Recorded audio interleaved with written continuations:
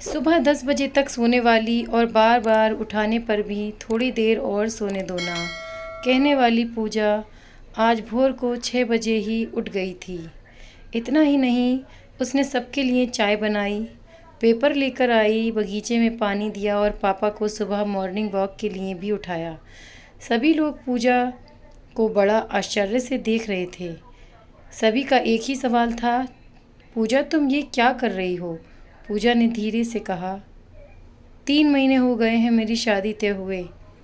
वहाँ पर कौन होगा मेरे आगे पीछे घूमने वाला? वहाँ तो सब मुझे ही करना होगा। बस इसलिए आज से ही शुरू कर दिया। घर की बेटी को इतना समझदार होते हुए देख सबको खुशी हो रही थी और साथ ही साथ बुरा भी लग रहा था। बुरा लगने जैसा बात भी थी क्योंकि अब वह हमेशा के लिए उनको छोड़कर ससुराल जाने वाली थी। एक और महीना बीत गया और आखिरकार पूजा के शादी हो गई। वह अपने ससुराल आ गई।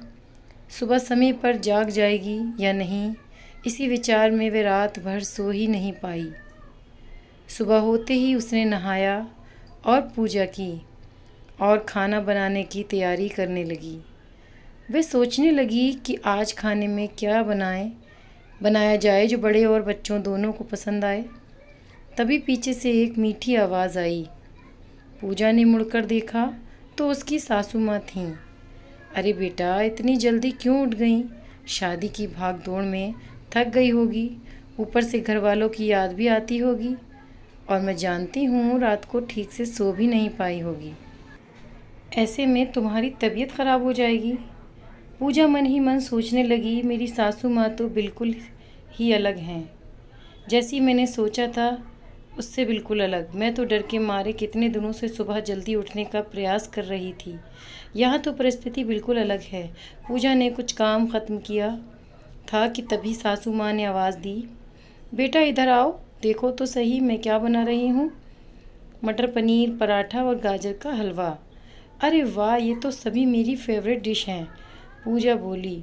उसे तो कुछ समझ में नहीं आ रहा था। उसे लग रहा था जैसे ये सब सपना है। पूजा को एहसास हुआ कि ये सपना नहीं, सच है। सासू माँ ने कुछ कहा, पूजा सुन नहीं पाई। वो थोड़ी डर गई। उसे डरा हुआ देखकर सासू माँ ने कहा, पूजा ज़रा इधर तो आओ, यहाँ तो बैठो, मेरी बात का ध्यान से सुनो और समझो। शादी का मतलब लड़की की परीक्षा नहीं होती है। तुम्हारी शादी सिर्फ मेरे लड़के से नहीं, जितनी जिम्मेदारी उसकी तुम्हें खुश रखने की है उतनी ही हम सबकी भी। हमने तुम्हें घर सिर्फ काम करने के लिए नहीं बुलाया। तुम्हें क्या क्या आता है या तुम हमारे लिए क्या कर सकती हो, ये सब देखने के लिए तो बिल्कुल नहीं। और हम तुम्हारी आज़ादी भी तुमसे नहीं छीनेंगे। अगर अपनी बात करूं तो मुझे सिर्फ एक अच्छी फ्रेंड चाहिए थी।